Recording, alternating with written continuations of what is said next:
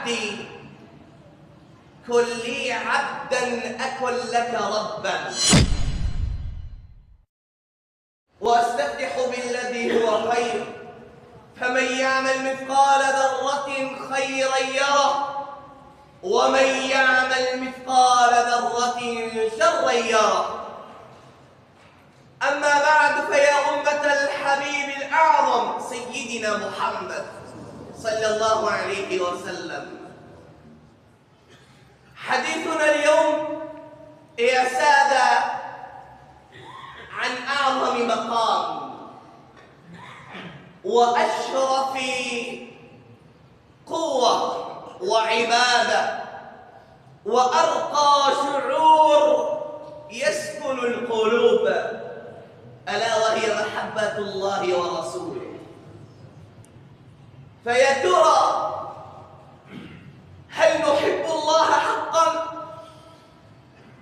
وهل نحب سيدنا محمد صلى الله عليه وسلم صدقا وإخلاصا؟ يا سادة، كيف لا نحب الله وهو الذي خلقنا؟ يا سادة، كيف لا نحب الله وهو الذي سترنا ورزقنا وكشف عنا الغمة ونصرنا؟ كيف لا نحب الله ومن أسمائه الغفور الحليم الرحيم الرحمن الرزاق؟ حب الله عز وجل ليست كلمات تقال ولا شعارات ترفع، محبة الله في القلب. المحبة، محبة الله شيء عظيم يا سادة، ومن علامات المحبة ومن شروطها الطاعة. قل إن كنتم تحبون الله فاتبعوني يحببكم الله. من علامات المحبة لله عز وجل الابتلاء. إذا أحب الله عبدا ابتلاه. المحبة ومن علامات المحبة حب الإله لعبده، أن يؤخر عنه شيئا يحبه هو هذا العبد.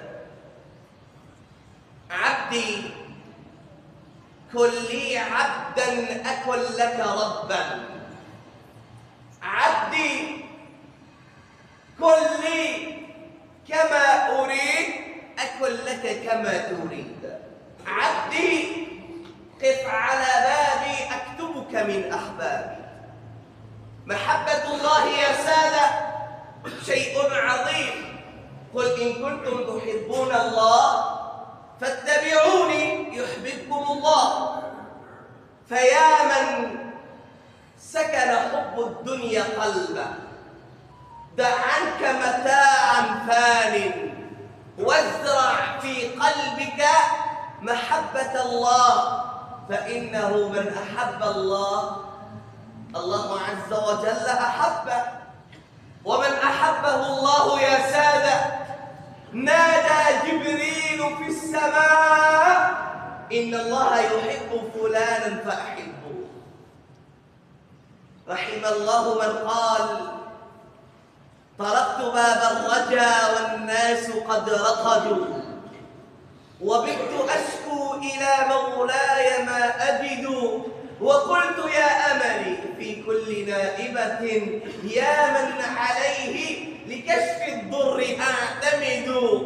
وقد بسطت يدي بالذل مفتقرا إليك يا خير من مدت إليه يد، فلا تردنها يا رب خائبة، فبحر جودك يروي كل من يرد. فاللهم اجعلنا من الذين يحبون الله ورسوله صدقا وإخلاصا. اللهم اجعل محبتنا في الله محبة خالصة. اللهم اجعلنا ممن يستمعون القول فيتبعون أحسنه. اللهم لا تدعنا في غمرة ولا تأخذنا على غرة ولا تجعلنا من الغافلين. أقول قولي هذا وأستغفر الله.